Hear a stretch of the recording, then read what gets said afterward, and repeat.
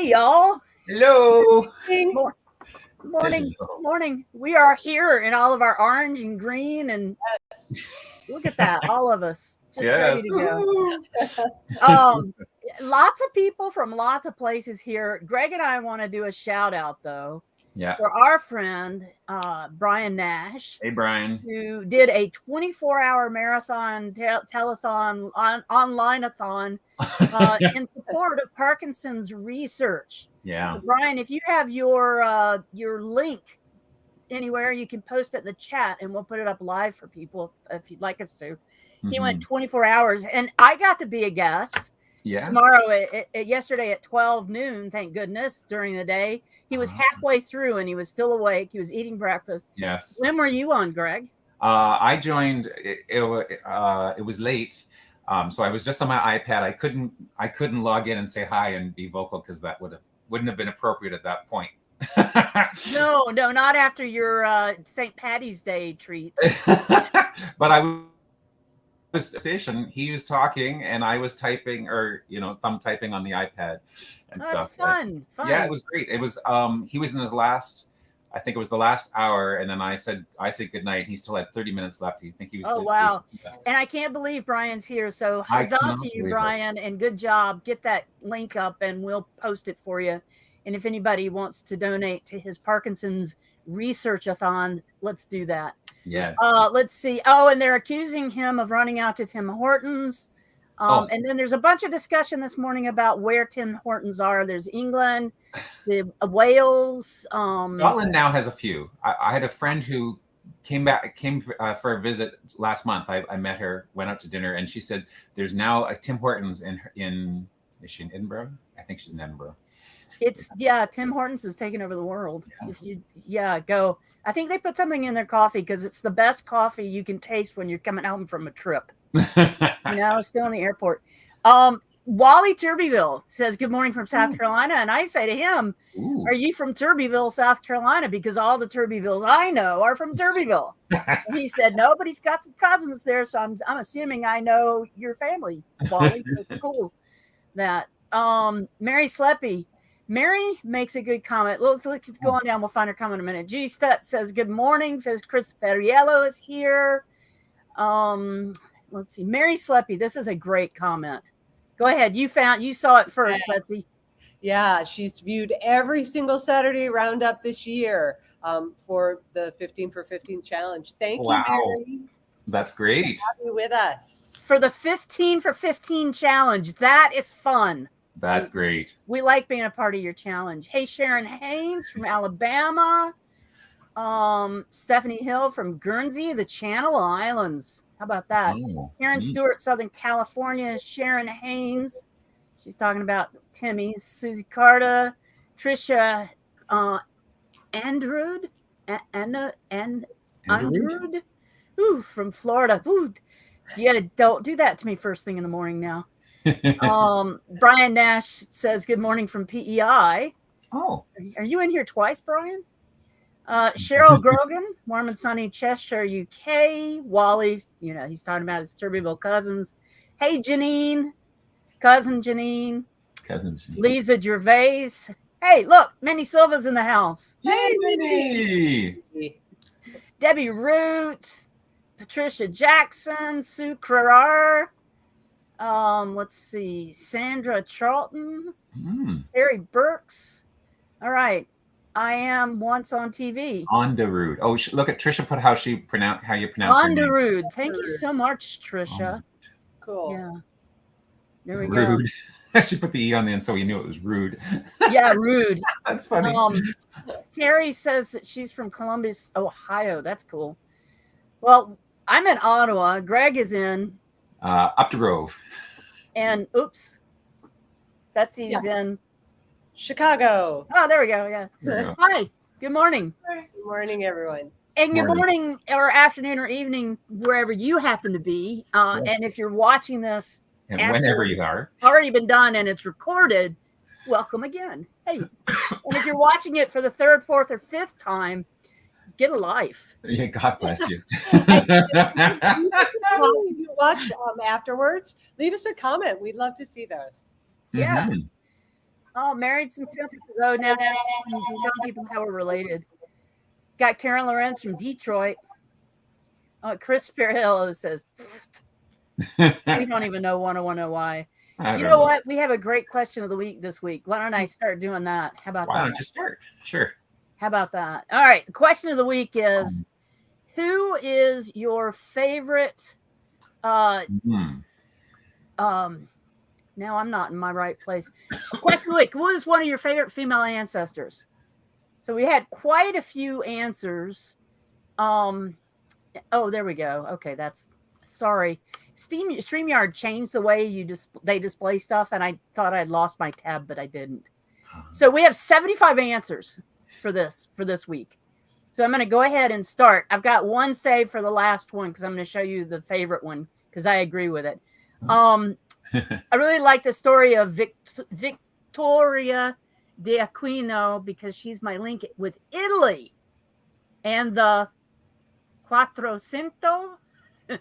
It's a long, interesting story. So I pulled up her profile. So there we are. There's not a lot of stuff on her profile, and I ran into a little bit of an issue on that profile. Oh, really? Yeah. Is it because it's in French? It's in Italian. No, that's French. Yeah.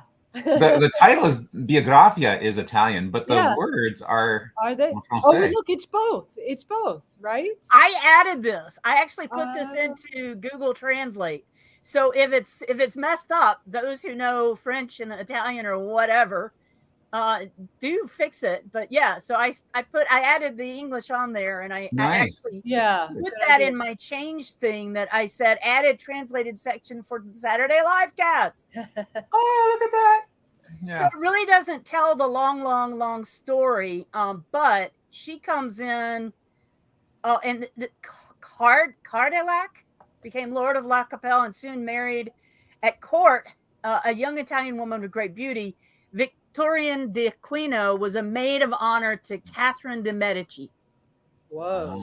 That's her big deal. So if you want to know who the de Medicis are, that is check out the information on that. I wonder if that's Cadillac.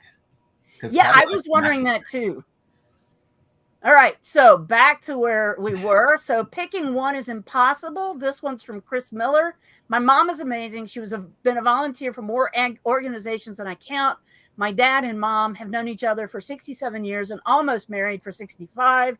Dad says in those 67 years, she has been a consistent volunteer for food pantries, kids organizations, clothing pantries, battered women's shelters, and church charities. So blessed to have her as a mom. And he goes on and he talks about other important women in his life.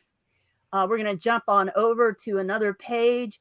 William Beer says, this is an easy one for me. My favorite female ancestor is my great aunt Molly. She's the one who got me interested in genealogy in the first place. She is Molly Julia Beers, one of the first women to become a certified X-ray technician, attending schools in Chicago and Eastman School for X-ray Technicians in Rochester, New York. Molly did the research to become a member of the Daughters of the American Revolution back when it meant hours of research in libraries just to find one person, no genealogy websites. She was the superintendent of nursing both at Johnstown Memorial Hospital and Cambria Steele Hospital, and she was the past president of the Pennsylvania Nursing Association. William Beers, that's his mom, Molly Julia Beers. That's his favorite ancestor. Let's move on to the next one. Let's see. This is from Deborah Dumont. My great-grandmother, Libby Cohen Milksey, had a sister, Anne, who was my great-aunt. She was known as Annie Londonderry to hide her Jewish ancestry. Oh, wow. There you go. The first woman to ride a bicycle around the world. Wow. How long did it take? Does it say? What's that? How long did it take? You know, lots of articles, movement in the women's liberation movement in the late 1900s. It doesn't say there. Skirt pants, which allowed women to ride bicycle. Doesn't really say. We can check on her profile. Let's see. Somebody say her last name. Kopchowski. There you go. Let's see. Cohen, A.K. Londonderry, A.K. Bly. She's from Latvia, Russia. Let's see. She passed away in 1947. She did it in the late 1800s. I guess we could look it up. Somebody in the chat can look that up. Mhm. So, yeah, the mic on my keyboard is right by the If I start typing to Google things, no, it'll bang your ears. we don't like it when you do that. No. Let's see. That was a fun one. That's neat. I got to catch up to where I am. There we go. Let's see. The next one, has a picture. Where's Sarah? Picture. Okay. Are you switching tabs? Oh, I am. There we go. Thank you very much. I got to get used to that. Yeah. There are many I could choose from, but one that certainly stood out and contributed to the history of women and how they fought and changed the landscape of our times. My great aunt, Esther Amelia Lauren, 1917, Esther applied in London for emergency passport to the United Kingdom and France as a U.S. Army nurse. This is 1917. In 1920, the Army Reorganization Act came into effect. Nurses were granted officer status with relative rank from second lieutenant to major, but not full rights and privileges. So that's a pretty cool picture, too. Yeah, that's fun. I like that one. Let's see. Let me change my tab. My favorite ancestor, this is from June Butka. June! Excellent. Is June here yet? Yeah, she's here. Is she? Okay. Look at this. Mindy's being our fashionista today. Yeah, that's right. Yeah, I had to get the St. Patrick's Day plus the WikiTree. And hey, Lynn. Greg, say hi, Lynn. Hi, Lynn. I told him we'd say hi. Yeah. That was fun. Lynn is Mindy's other half, and it was great to run into him and meet him at Rootstock. And he actually wore the best, brightest WikiTree orange shirt I've ever seen. I want one. See, my favorite female ancestor. This is from June Butka. Shirley Peace Stearns. She's a accumulation of her female ancestors before her. She was a strong, independent woman, knew how to cook, clean, and work the farm, fix cars, care for her family. Her grace and faith are why I honor her during her long battle with lymphatic cancer. She's taught grace and to hold on to her faith when faced with adversity. That is a lesson she passed on to me. I love this story, and I'm going to show you the picture. She spent her final months cutting quilt squares for each of her grandchildren. Now, my grandmother, Mama Campbell, used to send birthday cards to all of her grandchildren. And after she died, I got Chris birthday cards still that she had written out before she passed. Isn't that fun? No. Wow. Yeah. So I know how that feels. So June's is she spent her final months quilting quilt squares for each of her grandchildren to give on their wedding day. She also crocheted quilt squares and attached Bible verses to give the attendees at her funeral. She dealt with the pain by working on her projects, planning her funeral arrangements, and listening to her gospel music on CD. She taught her family how to be heaven bound, just fooling there, heaven found with grace and composure. I say heaven bound because that's, what she was working on there. And here is a picture. Let me find her. There we go. There she is. Looks like she's going to pull a name out of a bowl there to give a prize. We can't see the picture, Max. Yeah. Oh, sorry. I got to remember to switch that tab. Yeah. There she is. Oh. Isn't that sweet? And look at the dogs on the quilt pattern. Oh man! Wow. There we go. I love. Is that a dog on her lap as well? There. Yes. It is, isn't it? Yes. Okay, so in Sarah's honor, there's the dog of the week. There's the dog of the week, Sarah. Okay, so let's go on to the next one. Where was I? William Beers, June Butka. Almost done here. Wow. All right, so I never got to meet any of the women. Oh, here it is. It's the one before. This is from Sophia Glover, probably the Maoris, Waniwani Napui, and Katrina Mora. And I looked to see if I could find them. And here is Katrina Mora's profile. Mm. So some of the profiles I'm pulling up need a little bit of work, but goodness gracious. And then there was also this one, and that is Wanawani. Wow. Whatever. So these are Maori from New Zealand, the South Stewart Islands and such. That was pretty cool to have. And the favorite answer of the week was voted by Sophia Glover, who just answered that question. And it's hard to ignore the one who powdered my butt only to set it on fire in the years that followed. It's hard not to include my mom's mom, who died almost 30 years before I was born, giving birth to my uncle. Then there is my first mystery grandma that connected me to the tree, to WikiTree. Mm-hmm. Or maybe it was the grandmas I share with George Washington. I forget all their names. Maybe it is the one I have yet to find. Maybe one that had a grandma or a grandpa by mistake and never contributed to their upbringing, either by force or by choice. By the lowest common denominator, they all sacrificed and contributed equally in the making of this thing called me. And that is from Kay Smith. Thank you, Kay. I like your answers often, so thank you very much for that. And got the best answer this week, and I agree with that. So that is the question of the week. And we have Lisa. Lisa looked up how long it took Annie Londonderry, like 15 months. Wow. Yeah, and that was 2 weeks under the allotted time. The allotted time. Wow. Amazing. Thanks, Lisa. Thanks, Lisa. That's great. All right. So over to you. Okay. Greg. So the profiles of the week are all about mathematicians because, of course, this week on Tuesday, it was March 14th, which was Pi Day. Yay.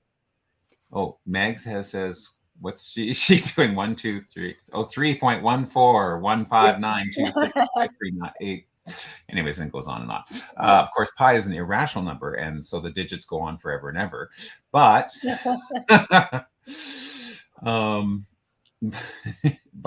most often we play March 14th, which is like 3.14-ish, is what we've designated as Pi Day. So we often celebrate that. Blueberry pie. What's that? Blueberry pie. Yes. Did you have blueberry pie on Pi Day, Megs? No, it was my son Zach's birthday. So. Oh, nice. I usually have whatever he chooses. Yes. Well, we didn't actually have pie on Pi Day, but the next day we had pizza pie. And that's actually when we had the family over and I made shamrock shakes for everyone. So it's sort of in a combination of mathematics and Irish celebrations all week, hence my get up in the colors and whatnot. So, but anyways, this a great group of profiles this week, celebrating lots of great mathematicians. So let us start off with Augusta Ada Lovelace. Augusta Ada Lovelace was born on the 10th of December, 1815 in London, England. She's actually the daughter of Lord Byron, the poet. This is Betsy's closest. Oh, very cool. Yeah, she's my cousin. Distant cousin, 17th cousin, 6 times removed. Ooh. I know. But yeah, her father was the famous poet Lord Byron. And she was born just not quite a year after her parents got married.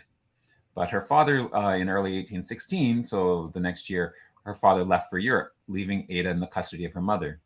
And I think this is funny because her not wanting her to become a poet like her father, Ada's mother decided to make sure she was well versed in mathematics and science. So she hired a tutor to teach her. I guess Lord Byron might have been a bit of a ne'er-do-well when it comes to family life. I'm not sure. I'm just guessing from that. So she had a famous mathematician as one of her tutors. She became fascinated with flight. And when she was young, she said she wanted to write a book on flyology, she called it. So a bit of a child prodigy there. In 1833, she met Charles Babbage.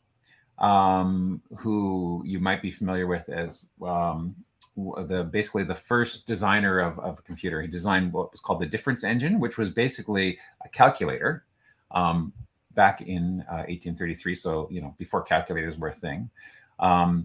Though he had the plans for it, it was never actually completed, and he never actually finished building it.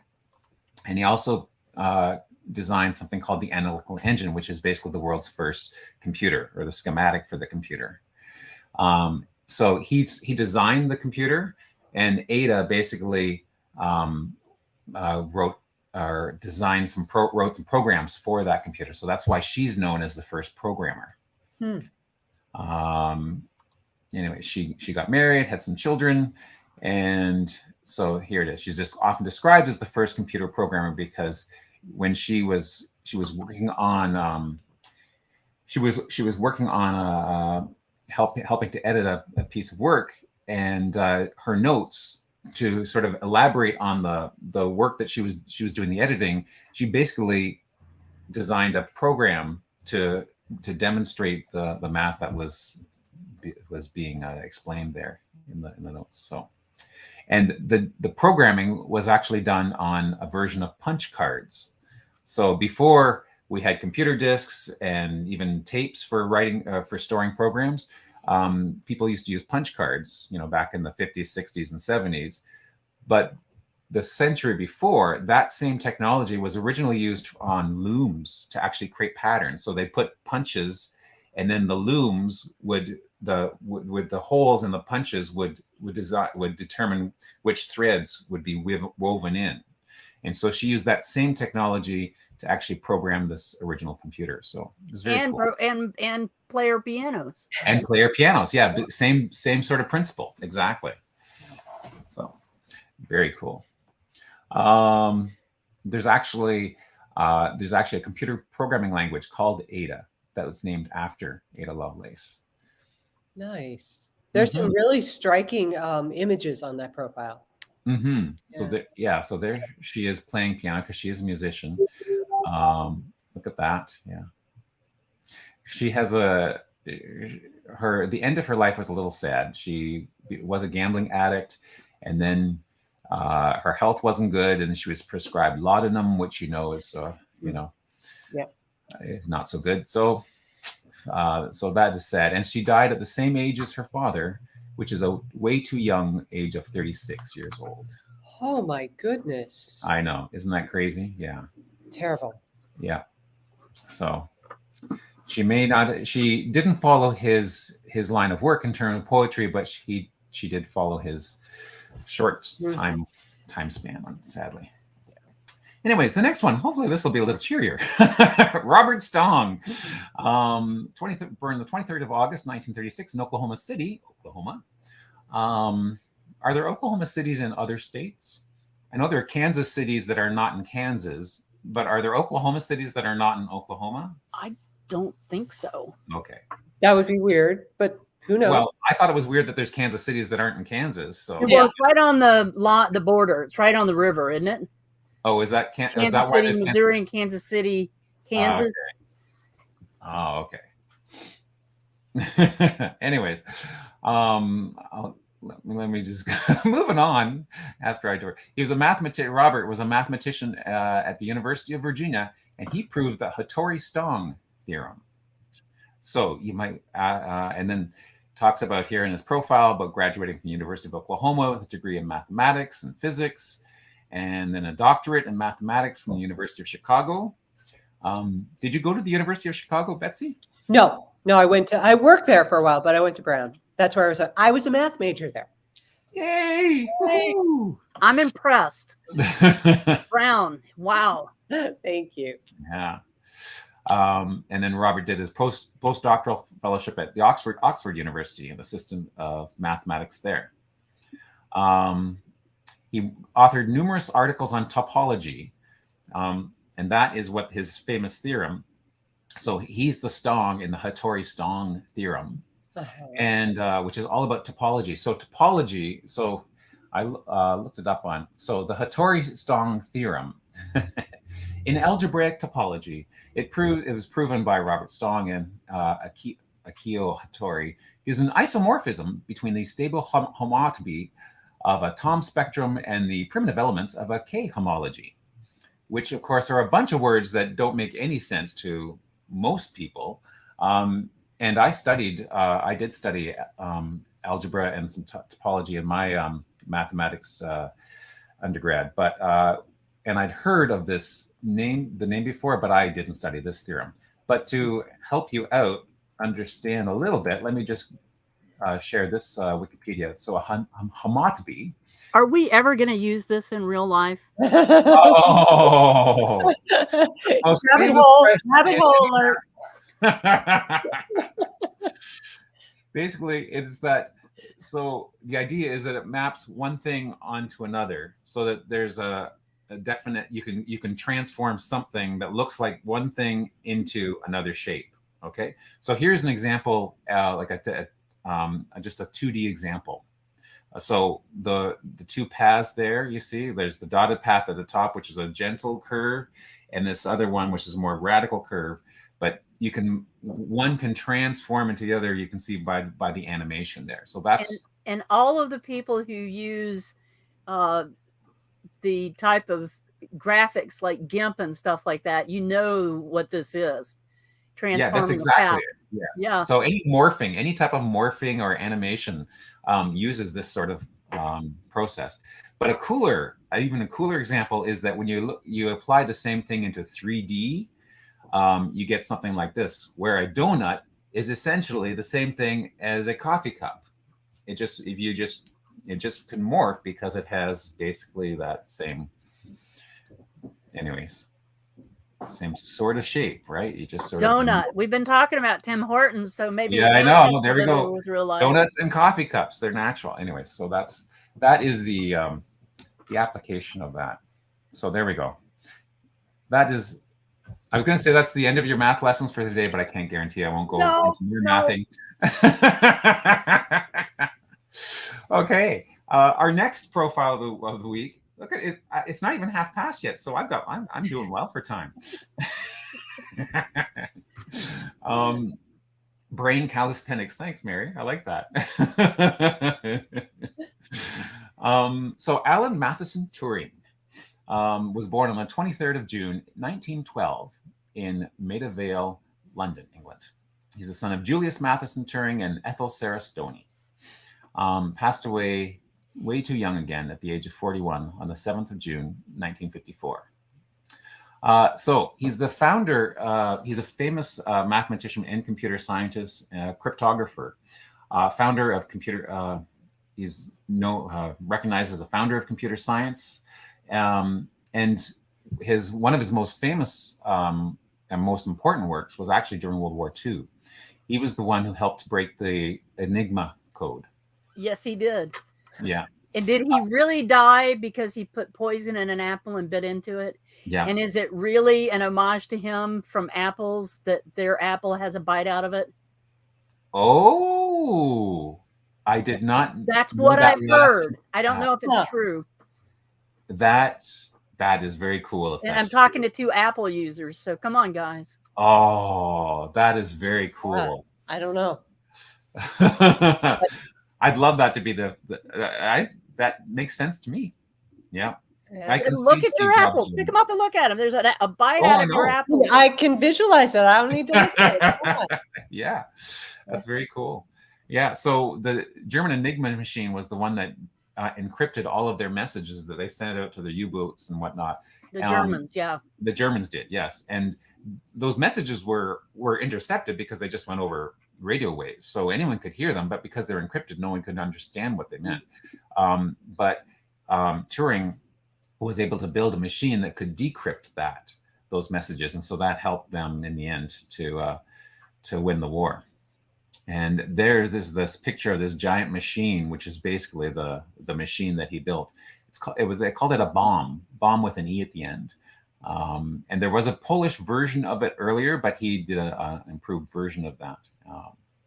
So that was very cool. He actually was made an order of got the Order of the British Empire from King George VI in 1945, right after the war. But that had to remain a secret for many years because, of course, of national security. Okay, makes sense. Then he went on to design the automatic computing engine, presented a paper on writing the details of a stored program computer. So basically that you could write programs and they could be stored on a computer. One of the things that he's most famous for is something called a Turing test. And basically that is a test because one of the things he theorized was about artificial intelligence way before it became a thing.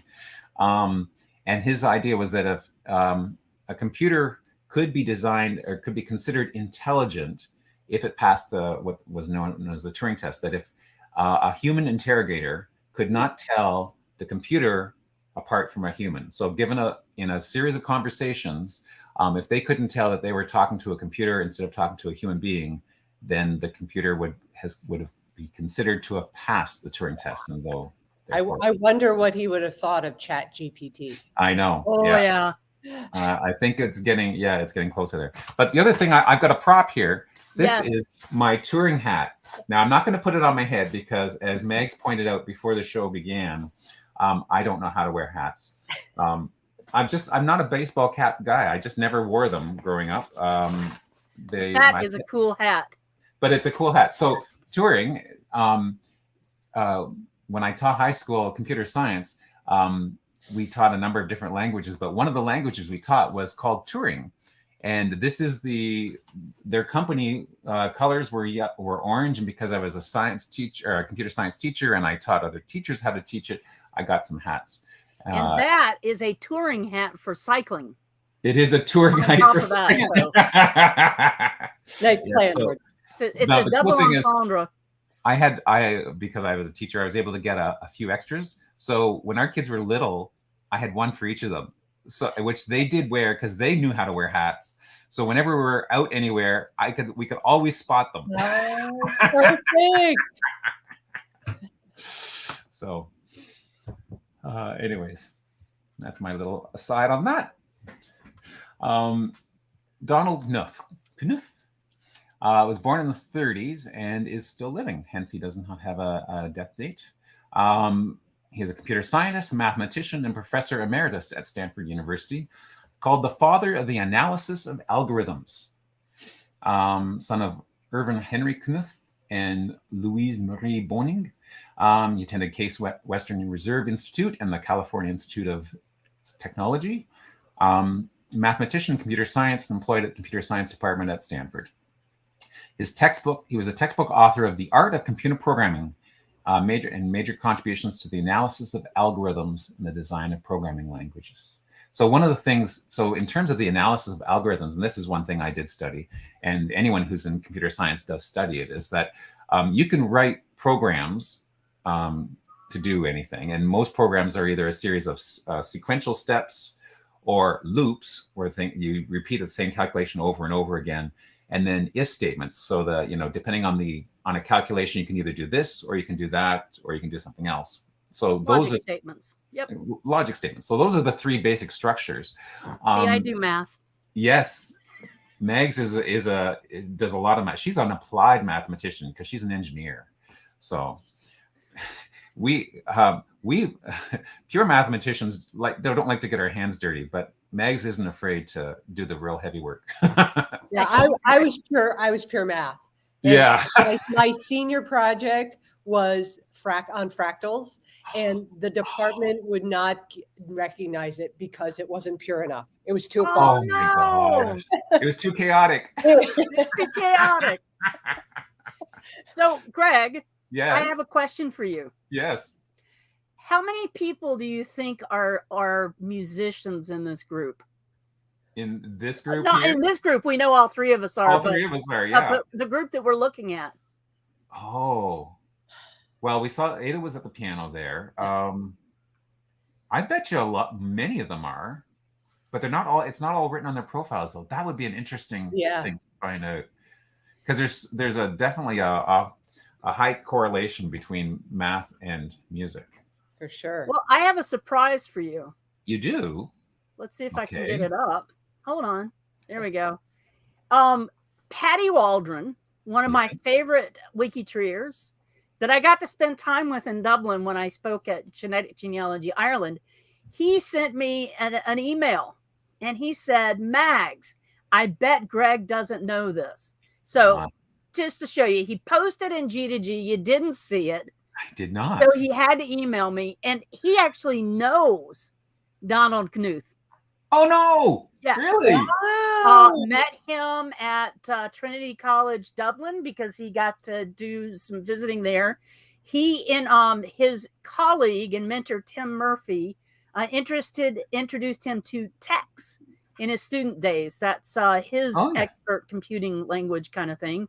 And so he's talking about how he did genealogy in this format and introduced Donald Knuth to it for genealogy. He made him run across campus and get some of his printouts and bring it back. No way. And I think Patty finally gave up and not caught up, but got out of the math mode and came over to WikiTree and realized the error of his ways for so many years, thinking he could do it on his own. But he has some interesting stuff here. So if you go and look for Donald Knuth in the questions, you will find Patty's post here. Oh, but nice. There's something more interesting about this. Yes. Let me click over. Oh. He's an organist. Wow. How cool is that? Oh, and this is the organ of Don and Jill Knuth. At their home? At their home. 812 pipes. Oh, 3 divisions. Look at that. Wow. Amazing. Oh, and it even tells you the stops on it. Oh, that is so cool. So Patty wanted me to make sure that you understood you had something very much so in common with this fella. That is very cool. Thank you so much, Patty. Oh, that is very cool. Very cool. Well, Patty, this was before the show. We were talking about the succession, right? Yeah. Someone had suggested to me that because I had talked about I've had some amazing math teachers. I had an amazing math teacher, a high school math teacher, who was the only Canadian who was the president of the National Council of Teachers of Mathematics, which is a vast North American mathematics teachers association. And then I had also an incredible university math prof.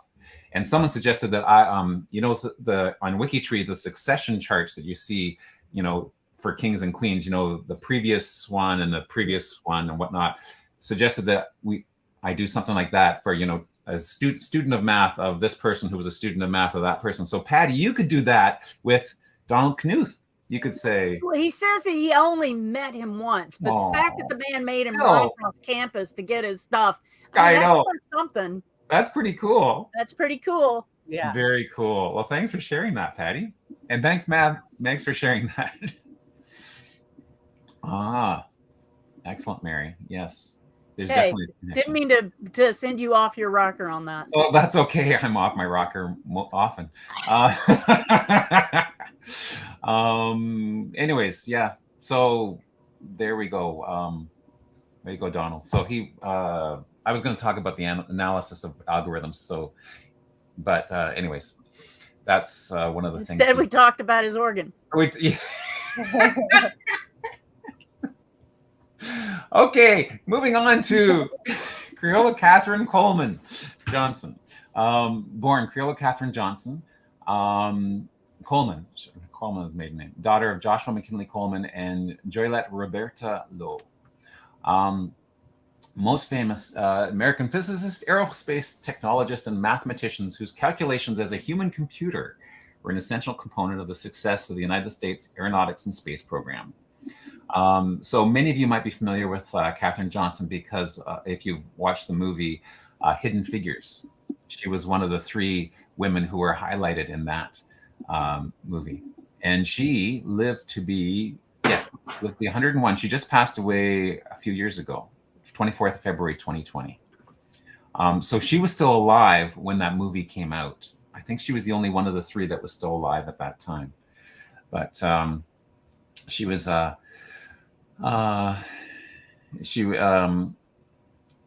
late January, she and her family were still living in White Sulphur, West Virginia.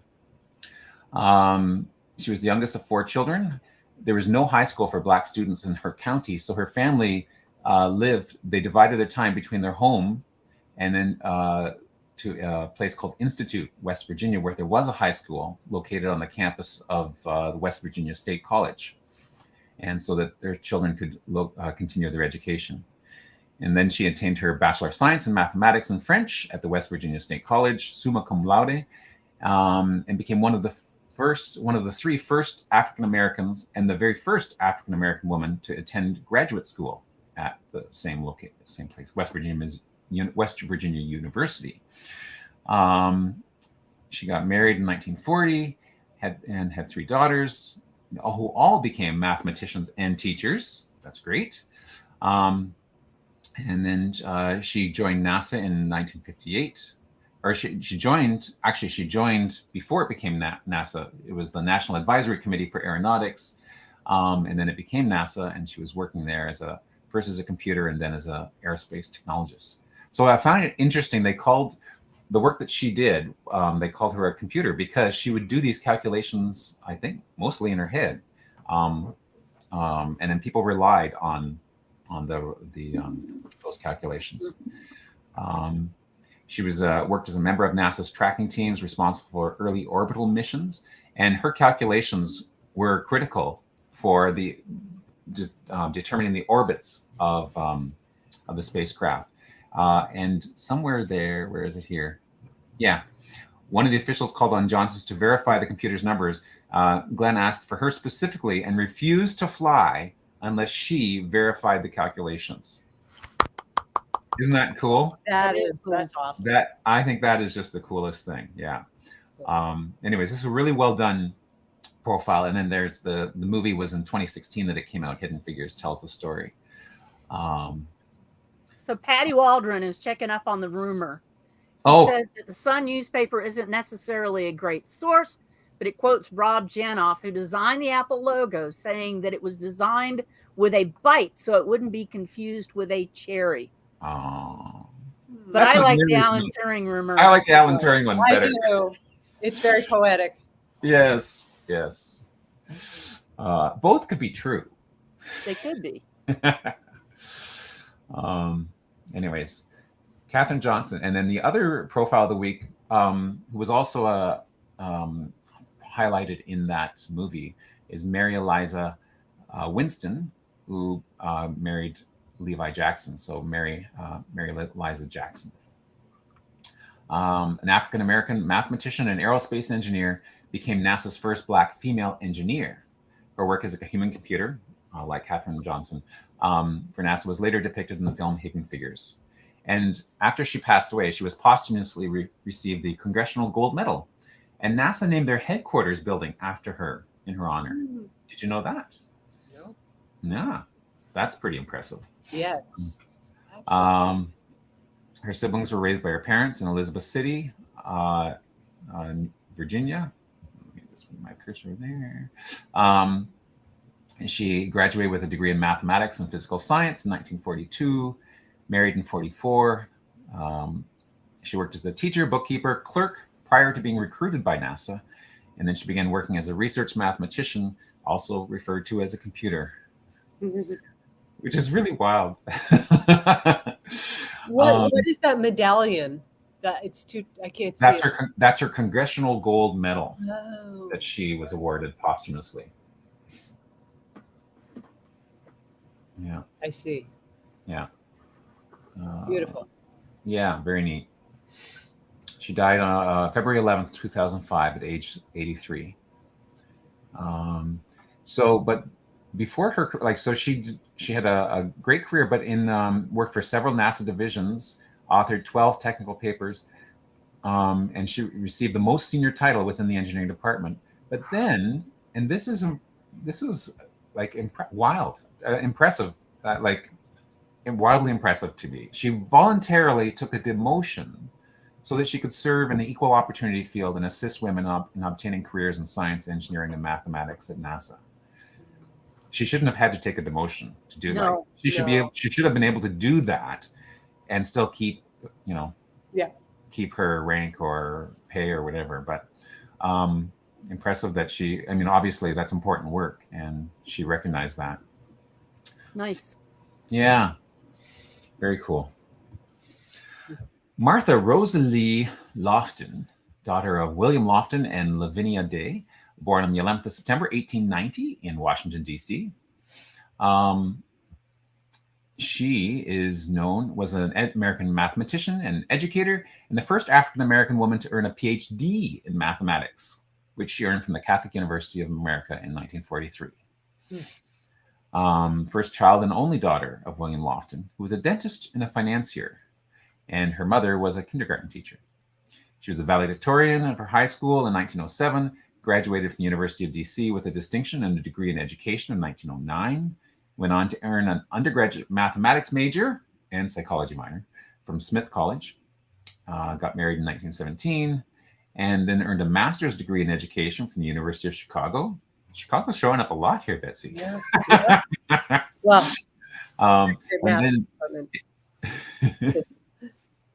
and then in 1943, she gained her PhD from the Catholic University of America with a dissertation supervised by Aubrey Landry entitled The Determination of Sets of Independent Conditions Characterizing Certain Special Cases of Symmetric Correspondences. So she was in her 50s when she got her doctorate. Yeah. That's impressive. That is, yeah. Very impressive. She taught in public schools for 47 years, became the first woman to chair the DC Board of Education, so on which she served through 67. And she argued discrimination. She was an outspoken critic of the track system, which she argued discriminated against African American students. And that's interesting because that was in that would have been when she was the chair of the board. So back in 67. In education, people are still arguing about that. And the track system being that, at a certain point in your career, often like grade 8, you choose to go, to this stream or this stream to go into high school or whatever, right? Mm-hmm. Sometimes it's called general and advanced, or sometimes it's called college. Technical, college, technical, vocational, like there's lots of different names for it. And the concept, often, in people who are arguing in favor of it is that then you're more suited to the types of courses for your destination and your abilities, so that you feel better about how you're doing in school because you're not doing stuff that's either too hard or too easy and whatnot. We had the track system. Oh yeah, and so did I. And now my high school, now they go with the schools that are forgotten what they call them, but my high school is now the math and science high school. So magnet schools. Yeah, magnet schools. There you go. Yeah. So I mean, there's a lot on paper, and in theory, there's lots of value to that if you're going into the right stream. That's best for you. The problem with that, though, is that for some people, the way that you get channeled or pegged isn't fair.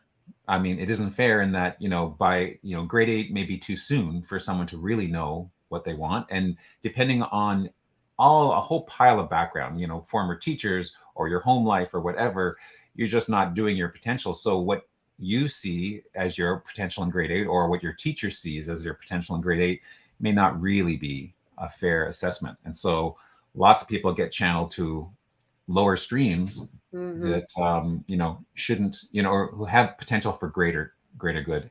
And in Ontario, in fact, the most recent changes in the curriculum are trying to address that. Grade 9 mathematics and some other subjects now are D streams, so that that channeling or that separating doesn't happen till at least the next year, which of course is makes ours it more started in 9th grade.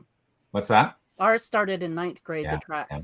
But I mean, that brings other challenges because you got such a wide, as a teacher, you've got such a wide range to deal with and stuff. So there's arguments on both sides. But the problem that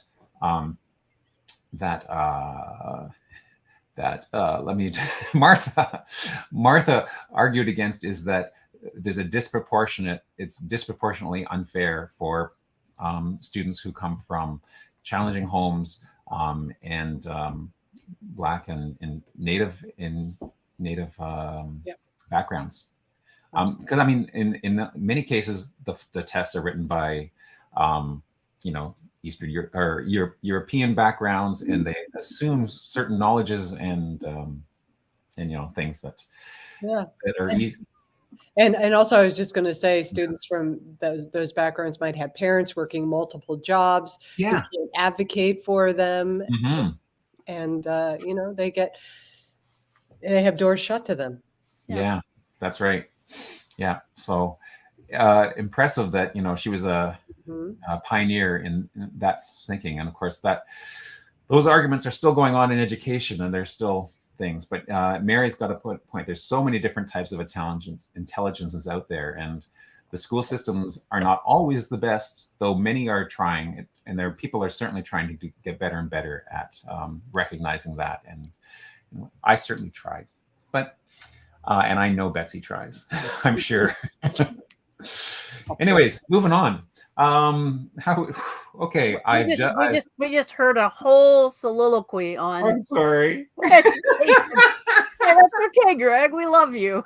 Oh, good. It was from the heart. It was passionate. It was very passionate. Yeah, there we go. I'm crying a little bit here. I've got tears. Okay, Johann Carl Friedrich Gauss. Okay, he's one of my favorite mathematicians because there's a cool story about him that did not show up in the WikiTree profile. But anyways, he's born on the 30th of April, 1777 in Braunschweig, Heilige Römische Reich, the Holy Roman Empire.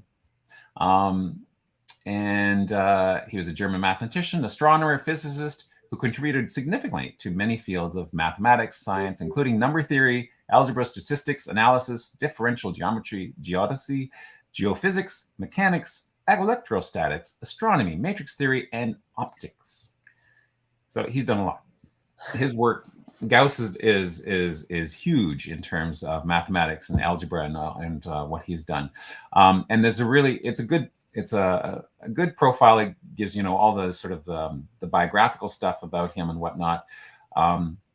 His father had a bunch of jobs. His mother was illiterate, but she didn't record the date of his birth, but she did remember that he was born on a Wednesday, 8 days before the Feast of the Ascension. So just knowing that, you can go through the calendar, you can figure out exactly when he was born. So that's kind of cool. And are you checking your pulse, Betsy? You're still alive. No, I am still alive. No, I'm just.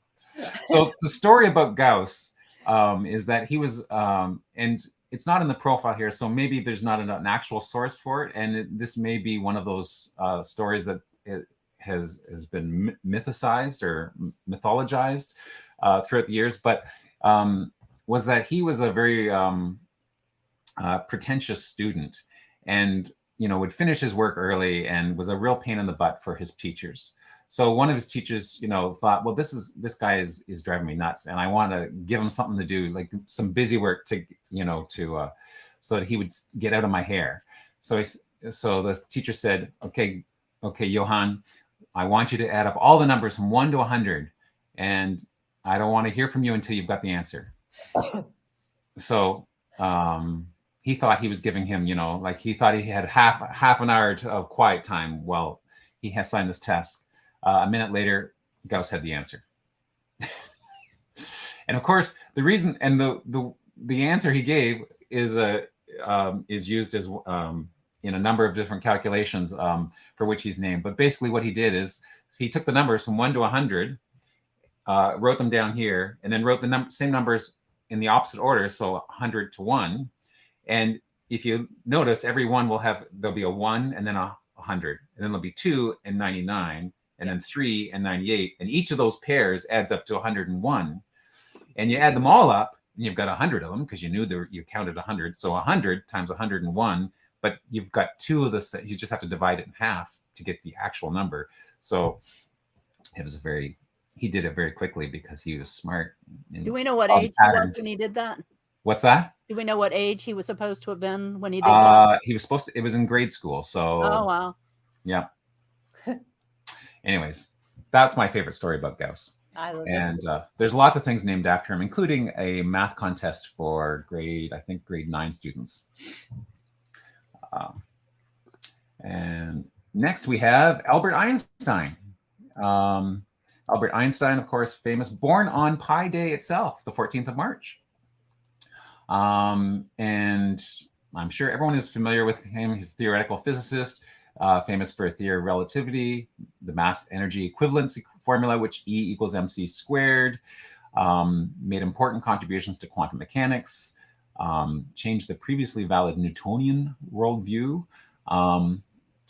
Relativity and quantum mechanics form the basis of modern physics. So lots of things. Good, very good profile here. And so I recommend you reading it. One of the things, so a couple of things, he was awarded the Nobel Peace Prize in physics in 1922, but initially he was up for it in 1921, but they couldn't really prove the thing that he had discovered. The committee couldn't figure out how to prove it, so like they can't give an award for a prize in physics if they can't actually validate that the thing is true. So they couldn't validate the theory of relativity, so they gave him the Nobel Prize in 1922 for on one of his previous dissertations on optics, because that's something they could figure out. But they made a sort of a side comment that about the other one. And then he actually did come. He is of Jewish background, so in 1933 he left Germany. He actually what's the word? Emigrated. Yeah, he emigrated to America, and he declined. It's not declined your German citizenship. Renounced his German citizenship, which then a few years later the Nazi government canceled it or annulled it anyways. So it's sort of you can't quit. I'm firing you, but you can't fire me. I quit, sort of thing. Then became an American citizen. And when Israel became a state, I didn't realize this. He was offered to become the first president of Israel, but he refused. So that was interesting. Very impressive. His son Albert lived in my home city of Greenville, South Carolina. Really? So they were in and out of Greenville a lot. So that is neat. Yeah. Huh. Neat. Okay. It's a small world. It is a small world. Play the music. After all. John Charles Fields, PhD, is our Canadian entry. He was born in 1863 in Hamilton, in Canada West, before Canada officially became a country in 1967. Son of John Fields and Henrietta Bowes. Canadian mathematician. He was a university professor and he founder of the International Medal for Mathematics Research, known as the Fields Medal. It is regarded as one of the highest honors as a mathematician can receive, and it's been described as the Nobel Prize of Mathematics. So it's given out, and only 3 or 4 max can be given out in a year, and it's for someone who's done impressive work in mathematics research. And the other criteria is you have to be 40 or less. So we have to be a youngster. You have to be a youngster to do it. So I'm no longer qualified. Not that I have done any level of mathematics worthy of this sort of thing. But anyways, the University of Toronto is where he graduated from. And there's actually a Fields Institute that's based out of the University of Toronto in his name. And in fact, the math association that I work with and have been associated with, the Ontario Association for Mathematics Education, has we have one member of our board who always goes to and is affiliated with the Fields Institute. So very cool, very impressive person who's done lots of stuff for mathematics. Music was a great joy to him. There it goes. He played violin and loved dancing. But in his habits of life, he was abstemious, avoiding tea, coffee, alcohol, and condiments. And he did not smoke. Interesting. I didn't know that about him. You knew that? I did not. I did not know about that. Yeah, that's interesting. And then the last mathematician is again a cousin of mine, 14th cousin, 13 times from Another apple. Another apple. Yeah. Yes, Isaac Newton, born on Christmas Day, 1642, in Wolfsthorpe by Colsterworth, Lincolnshire, England. son of another Isaac Newton and Hannah Ayscough. Do not alter the birth and death dates, says the research notes. And do you know why that is? The Gregorian calendar. Exactly, the Gregorian chant calendar. Do not alter these days.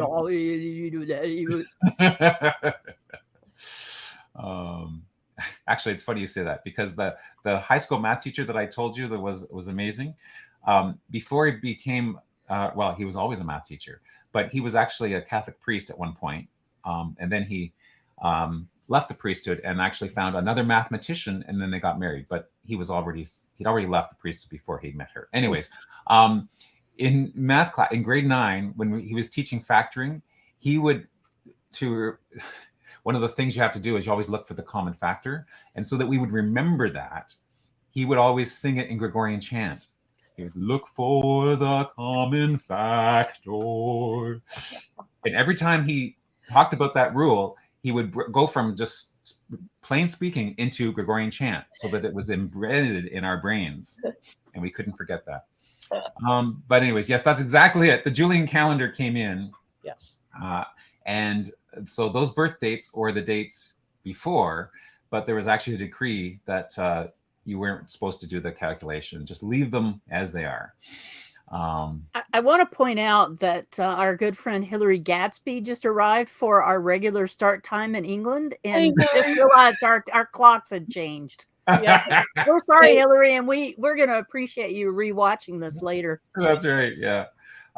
So he went to school. He attended Grantham Grammar School, and those who like the Downton Abbey, that's where Grantham. Oh, sure. Yeah. Lord Grantham. Lord Grantham. Yeah. Then but Lord Grantham didn't live in that house. Well, no, I guess not. No, that he lived in a different house. Yeah, but it's still that area. You know, the name is familiar. He went to Trinity College, graduated, though apparently he wasn't an exceptional student. And he discovered the gravitational effect, of course, Newton and gravity and all that. He became a teacher, became the Lucasian professor of mathematics at the University of Cambridge in 1969. He later invented calculus. He invented calculus. That's pretty cool, pretty impressive. Evil man. I love calculus and algebra. Trig, yeah, calculus, no. Yeah. And he also discovered the laws of motion, theories of gravitation, the Philosophiae Naturalis Principia Mathematica was his book, or the Principia for short. Considered one of the single greatest contributions in the history of science, and laid the foundations for classical mechanics. So lots of cool stuff. And I think that's about all I'm going to say about that. I don't believe you. I think you should talk to us more about math. No, I think I've done enough. So I got a little excited today. Sorry about that. Those were great. Thank you, Greg. So we're just about halfway through March. And I thought you was going to say halfway through the live cast. And we haven't looked at photos of the week or of the month. And the theme for photos this month is sports. So we have just 5 photos. So I encourage you to look in your albums and your boxes and wherever you keep your photo treasures and look for photos that show sport. But the ones we do have are fantastic. This is from M. Ross, and it's his father-in-law, Bob Dodds, an avid fisherman. And there are actually a lot of Canadian photos in this bunch. So I'm going to ask Mags or Greg to help with this pronunciation. Bob Cajun. Thank you. Okay. Bob Cajun. Yes. Yes. Yeah. So that's where this photo is taken. There are other pictures of him on other occasions with his catch. Seems like he knew what he was doing. He's got quite a few there. And this is from Alexis. Her first cousin, is up at the top of the pyramid, number 63, Wow. Jefferson Marvin. She says that one of the happiest times of his life were his football days in high school. Sadly, the next year he was drafted and sent to Vietnam, where he was wounded twice. Oh, Very, very handsome. Looks like he would have been a great football player. Mhm. Yeah. This is a postcard from Pat Miller. Am I right? Yes, Pat Miller. So no relation to her, but she just has a great collection of postcards, and the photo is called "The Sports of Children," reminding us that what was called sport changes from century to century. Nice. So Mhm. very sweet little. I like her bathing costume. Yeah. Her bathing costume. Well, that's what they. That's What what year was Yeah. this? Does it say? Well, maybe Pat could tell us. Yeah. Yeah. Okay. We have John Ooh. Thompson gave us these 3 shots of aquaplaning. So at first Ooh. people were talking about water skiing, but then like if you look closely, it's a board, Yeah. not Right. ski. And so there was a lot of where did this come from? It's from BC. Yes. Oh, okay. Okanagan Okanagan. Lake, Mhm. British Columbia, and it's from his father's album. How fun. Yeah. Neat. We call that knee boarding now, and you kneel on it. Oh, Oh, yeah. And people do flips in the air, and the board stays because of centrifugal force. Back to mathing. Sorry. Oh, okay. good. Not for me, but. Oh.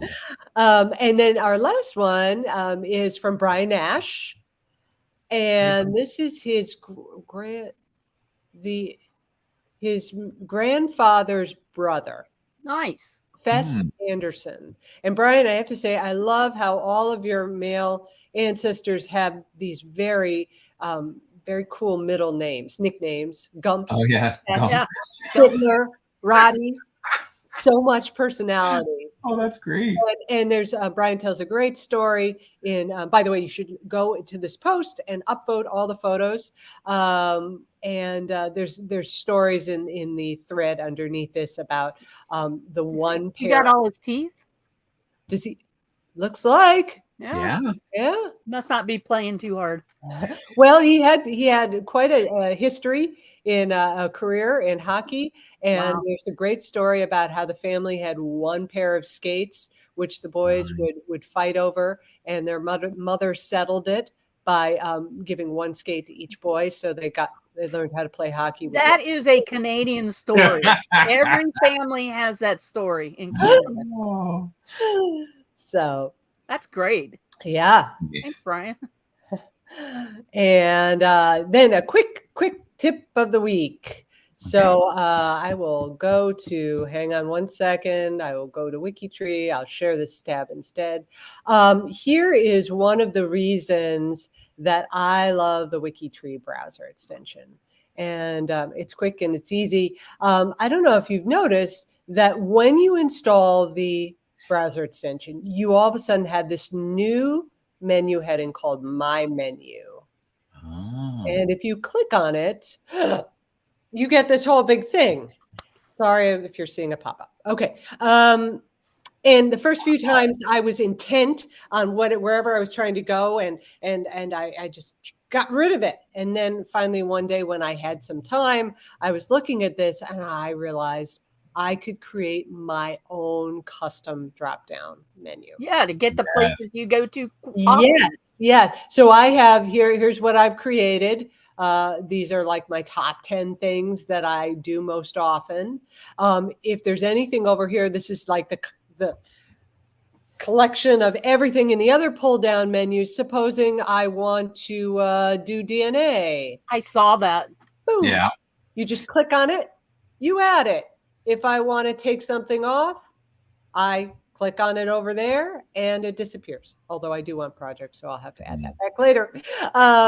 So this is really made my life easier on WikiTree. So Lisa says that they have not made a browser extension for Safari yet, and that is probably correct. I'm not doubting that in the least. Well, They're working on it. They are working on it. They are working on it. And Jamie is, I mean, that's one of her top priorities that she's working on over the next however long it takes. But there's a whole pile of extra hoops you have to jump through to get it published on Safari, because it has to go through Apple and has to be compiled on a Mac, and there's other things. So it's not as easy as on a Chrome based. Oh my browser. gosh, that Apple stuff. I know, but it's coming. It is coming. It's definitely important, and it is in the pipeline. So, all right, Betsy, we hijacked you. Sorry. That's okay. That's okay. I just wanted to say I kept this up to show one more thing. If you want to reorder, just like you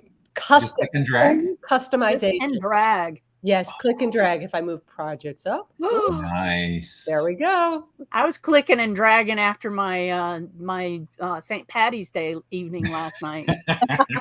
I'm clicking and dragging this morning a bit. Okay, so last thing that we're going to talk about this morning is what's going on WikiTree right now.